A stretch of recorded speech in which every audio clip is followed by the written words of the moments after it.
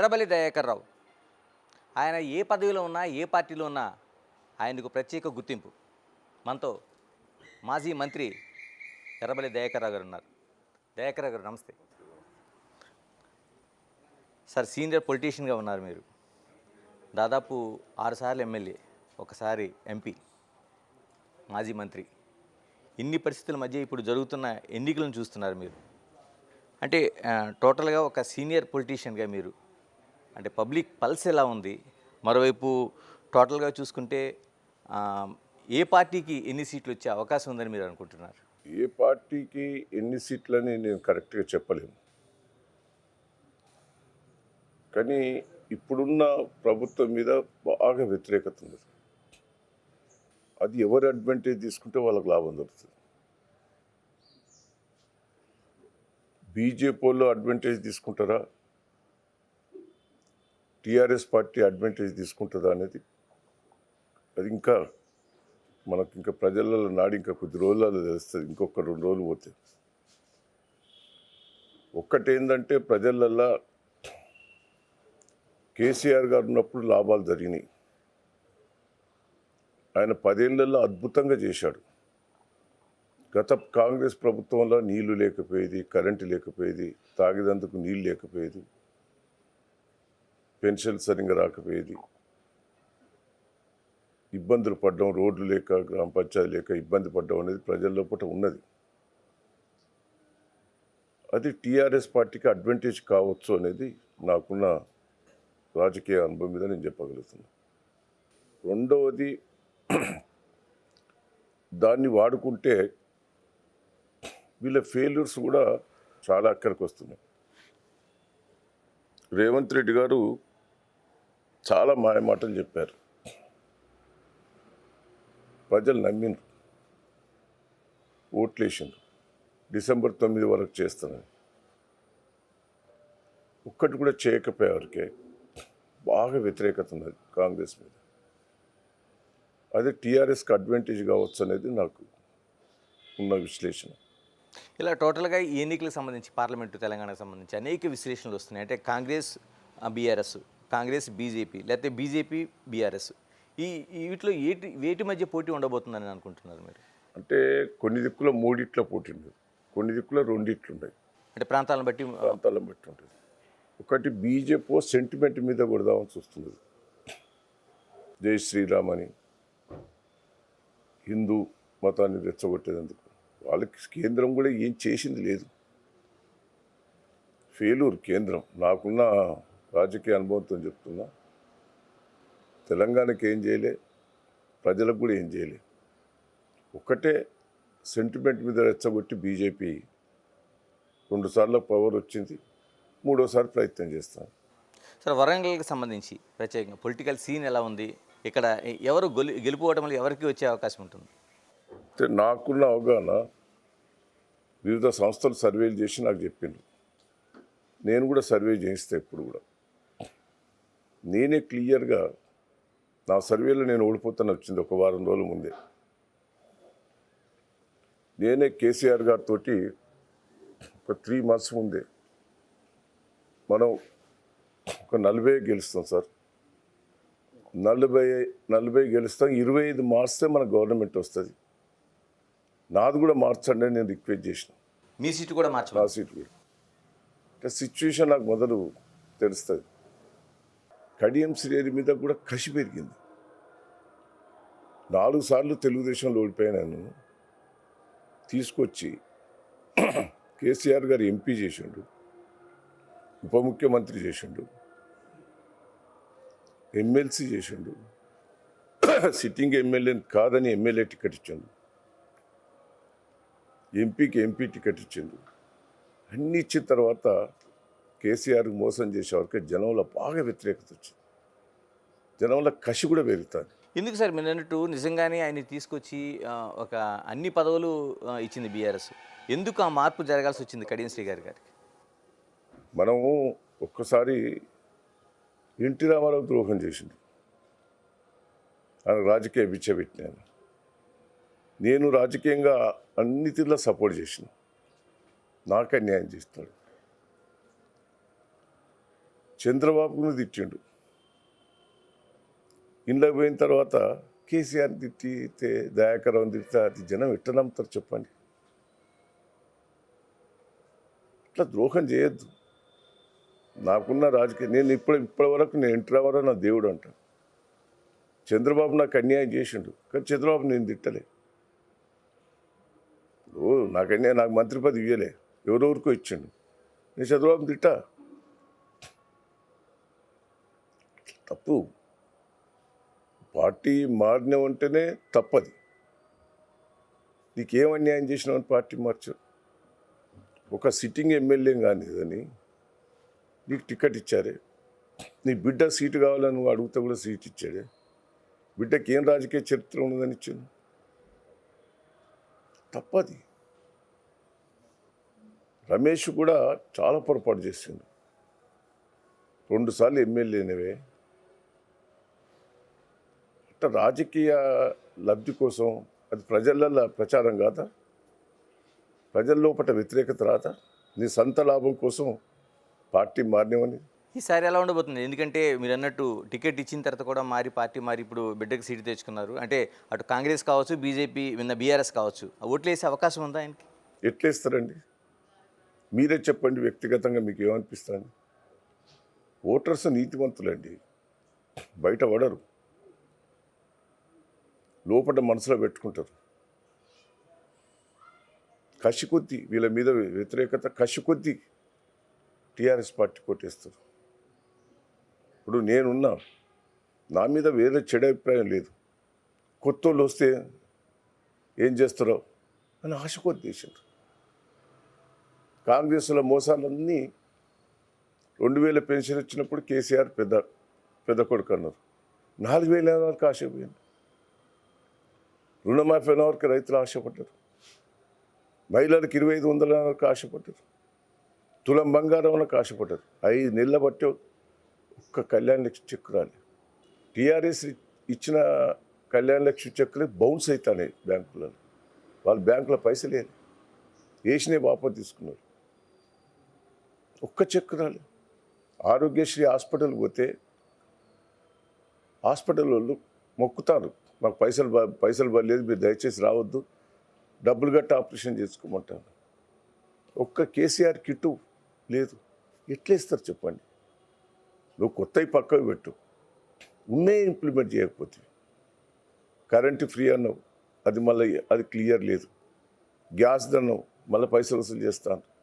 RTC bus అన్నావు, బస్సులన్నీ దివాలు తీస్తాను. ఒక్క ఆర్టీసీ బస్సుకు ఇన్ని కోట్ల నష్టం జరుగుతాయి. ఒక్క రూపాయి అయినా ఇప్పుడు ఆర్టీసీ సంస్థకు ₹1 వేయకపోతే అన్నీ బోకస్. మళ్ళీ అప్పులు చేసిపోయిండు కేసీఆర్ గారు అంటే. అప్పులు చేస్తారండి, మనం ఇల్లు కట్టుకుంటే అప్పు చేయమా? బిడ్డగా పెళ్లి చేస్తే అప్పు చేయమా? స్కీమ్స్ ఆయన అద్భుతంగా చేసిండు. మిషన్ భగీరథకు అప్పు చేసిండు, కాళేశ్వరకు అప్పు చేసిండు. అంటే ఎలక్ట్రిసిటీకి అప్పు చేసిండు. ఏమైనా అప్పు ఎగ్గొట్టిండా? కడతానే ఉన్నాడు ఆయన. ఇలా కాళేశ్వరం 3 పిల్లర్లు కూలిపోతేనే రాజకీయం చేసి ఆ నీళ్ళన్నీ బంద్ చేస్తుంది. ఇప్పుడు ఊళ్ళలో చెరువు ఉంటుంది, కుంగుతుంది. ఉష్క బస్తాలు వేసుకొని ఆపవా? కుంగింది. 1000 కోట్ల పనులు జరిగిన కాడ కొంత దెబ్బతింటుంది, దాన్ని సరి చేసుకోవచ్చు. మొత్తం కాళేశ్వరమే కుప్పయింది అని తప్పుడు ప్రచారం చేస్తున్నావే, అది ఎంతవరకు నీకు సమంజసం? సరే, నేను కొంచెం వెనక్కి వస్తాను. కడియం శ్రీహరి మీరు బీఆర్ఎస్ దగ్గర నుంచి అటు తెలుగుదేశం దగ్గర నుంచి ఇది చిన్నప్పటి నుంచి కూడా దోస్తానా ఉందంటారు. ఇద్దరు కలిసి పనిచేశారు. మీరు ఎందుకు ఈ వైరుధ్యం? ఎందుకు అసలు? రాజకీయ జీవితం అయితే నేను పూర్తిగా సపోర్ట్ చేసిన ఆయన అన్ని తీర్ల, ఆర్థికంగా కానీ అన్ని తీర్ల సపోర్ట్ చేసిన. రాజకీయంగా ఎదుగుదలకు నా పాత్రే. నాకు మంత్రి పదవి రాకపోతే ఆయనకన్నా ఇవ్వని పట్టుబట్టి ఎన్టీ రామారావుని చంద్రబాబు దగ్గర ఇప్పించింది. ఆ విశ్వాసం లేకుండా నాకు మెదడు లేదని మాట్లాడతాడండి. ఎక్కడ చెడిందండి విశ్వాసం? ఎక్కడ చెడింది? ఆయన గుణం వస్తుంటుందండి, తెగదనేది కాదు. మీకు అర్థమైతే లేదా? కేసీఆర్ గారు ఇంత చేసిన కేసీఆర్ గారికే మోసం చేసే, చంద్రబాబు గారికి మోసం చేసే, 10 ఏళ్ళు మంత్రి ఇస్తే ఎన్టీ రామారావుకి మోసం చేసే. ఆయన చరిత్ర మోస చరిత్ర. నీతులు చెప్తాడు బాగా. నన్ను అంటాడు చదువు రాదని. నేను చదువుకున్నా అని చెప్పిండా ఎప్పుడన్నా? నేను చదువుకున్నది ఇంటర్మీడియటే. నాకు రాజకీయ జీవితం ప్రజలకు ఏం చేయాలనేది చదువుకున్నా నేను. నువ్వు బాగా చదువుకున్నావు కానీ ప్రజల గుణాలను తెలుసుకోలేవు నువ్వు. దయాకర్ గారు ఈసారి ఏ అంశాలపైన రాష్ట్రంలో కావచ్చు లేకపోతే ఇటు వరంగల్లో కావచ్చు ఏ అంశాలపైన ప్రభావం చూపించి ఎన్నికలు జరగబోతున్నాయి? వాళ్ళ ఫెయిల్యూర్సే, 5 నెలల ఫెయిల్యూర్సే. మంచి చేసే వాళ్ళం పోగొట్టుకున్నాం. వరంగల్ సిటీ ఎంత డెవలప్మెంట్ అయిందండి? నేను వరంగల్నే పుట్టి పెరిగిన. ఎంత బాగా అయింది. ఇప్పుడు ఒక్క చిన్న పని అయితేనే సరే 5 నెలల్లో ఏం చేస్తారని నేను చెప్పగాని వాళ్ళు చెప్పిన హామీలను ఒకటి మొదలన్న పెడుతున్నారు అంటే ఒక్కటి కూడా మొదలు పెడతలేరు. అంత పెద్ద ఎంజిఎం హాస్పిటల్ కట్టించిన దాని పైన ఆపిండ్రు. కేసీఆర్ గారు మంజూరు చేసినవన్నీ మొత్తం ఆఫ్ చేసిండ్రు. సార్ నేను సూటిగా అడగదలుచుకున్నాను. మీరున్నారు సీనియర్ లీడర్గా, మరోవైపు హరీష్ రావు ఉన్నాడు, కేటీఆర్ గారు ఉన్నారు.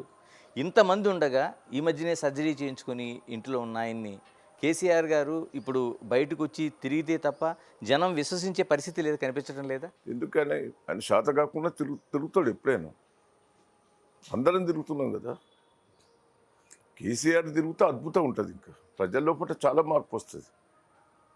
కేసీఆర్ చూడాలని చాలామందికి ఉంటుంది. కేసీఆర్ గారు ఏం చెప్తారో అనేది ప్రజలు వింటారు. కేసీఆర్ మీద పూర్తి నమ్మకం ఉన్నది. ఆయన ఏం చెప్పినా చేస్తాడు అనేది. చెప్పని చేశాడు కాదండి ఆయన.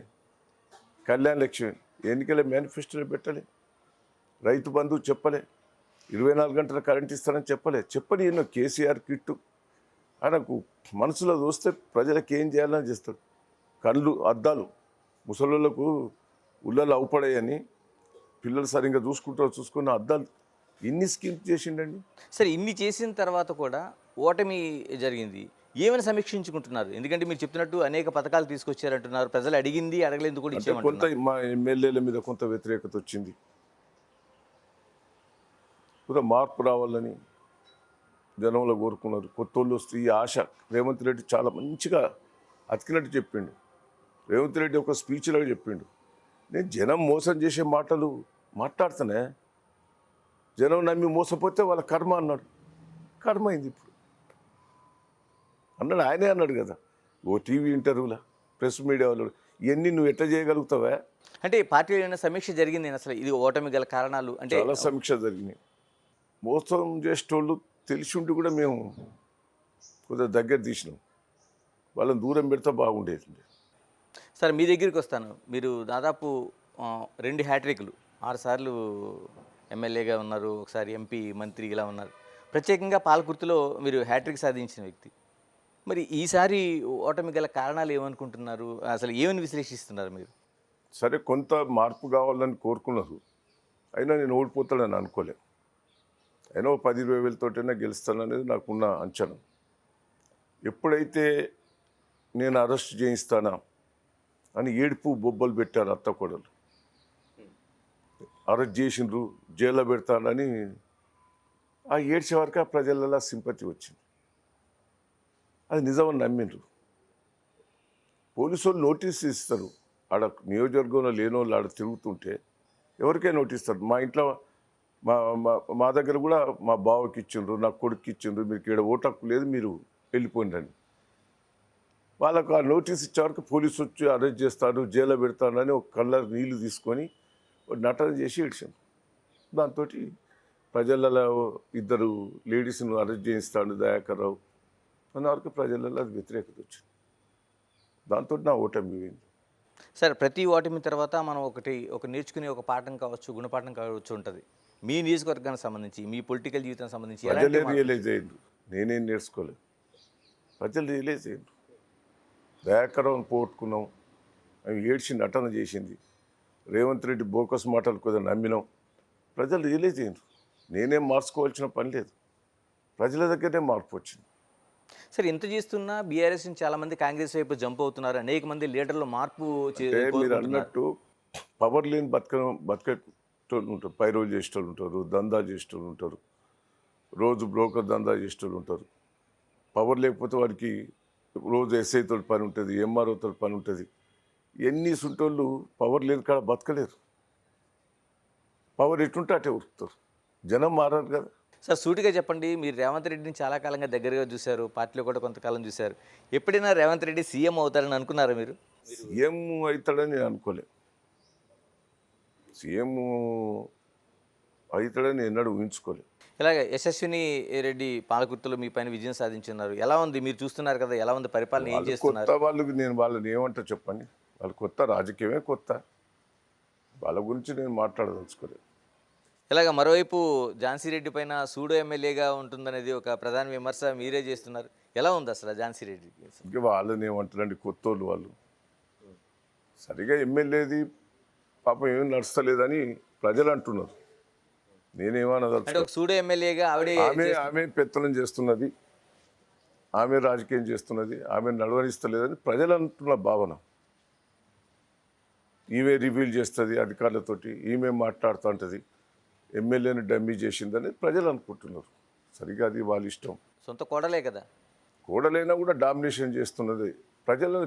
ఎమ్మెల్యే కదా అండి, కోడలైతే ఇంట్లో చేయండి, బయట డామినేషన్ చేసేవారికి ప్రజలలో వ్యతిరేకత వస్తుంది కదా.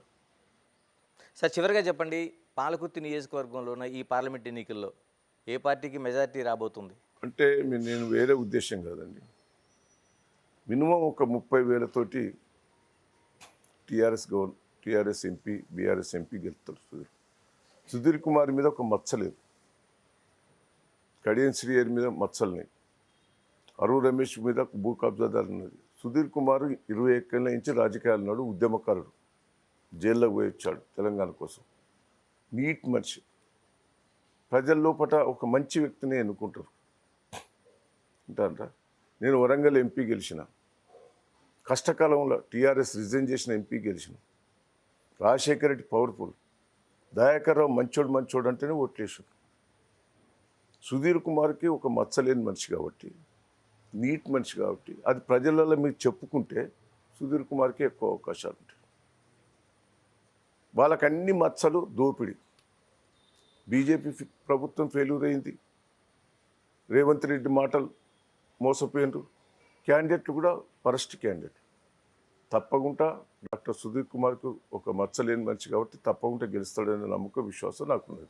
ఈ ఎన్నికలతో సంబంధం లేకుండా ఎర్రబెల్లి దయాకర్ రావు గారి భవిష్యత్తు ఏంటి, రాజకీయ భవిష్యత్తు ఏంటి? నేను ఓపిక పడతా అండి. నేను కంటిన్యూగా 32 ఏళ్ళు నేను పదవులలో ఉన్నా. పదవులు లేకున్నా ప్రజల కోసం పోరాటం చేసిన. 10-12 ఏళ్ళు నేను తెలుగుదేశంలో ఎమ్మెల్యేగా చేసి ఓడిపోయిన తర్వాత కూడా రాష్ట్రంలో అధికారం లేదు. జిల్లా పార్టీ అధ్యక్షునిగా వరంగల్ జిల్లా ప్రజలందరినీ కాపాడుకున్నాను. నేను ఇప్పటికి చెప్తున్నా, నా ప్రజలు నా కార్యకర్తలను కాపాడుకుంటారు, ఆ నమ్మకం నాకున్నది. వాళ్ళకి ఏమైనా ఇబ్బంది అయితే విజృంభిస్తాను నేను. అది కూడా నేనేందండి 4 సార్లు జైలుకు పోయినా ప్రజల కోసం. మహారాష్ట్ర బాబ్లీ ప్రాజెక్టు కానీ, ఇంకా ఎన్నిట్లనో అనంతపురంలో మైన్స్ కానీ, చాలా దాంట్లో నేను జైలుకు పోయొచ్చు.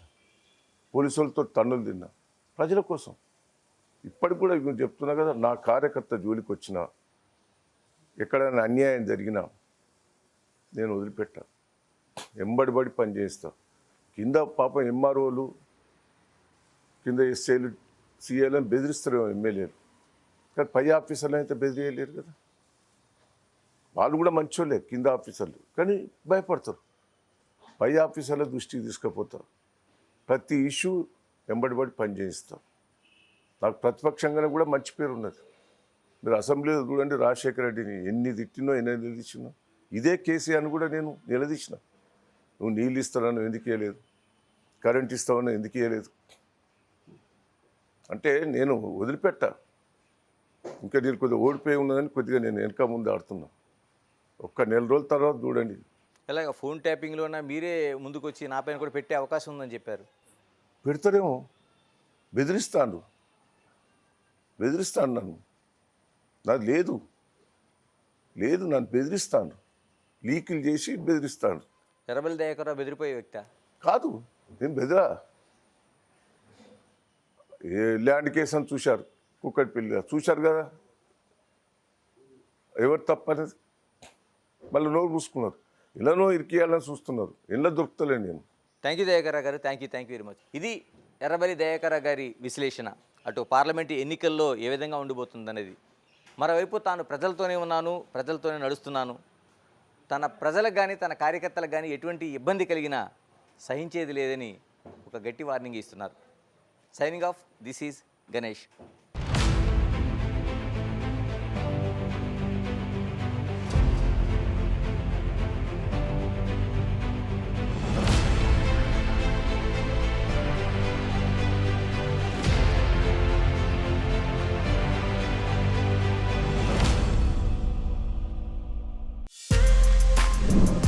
For more videos like this, subscribe Big TV channel.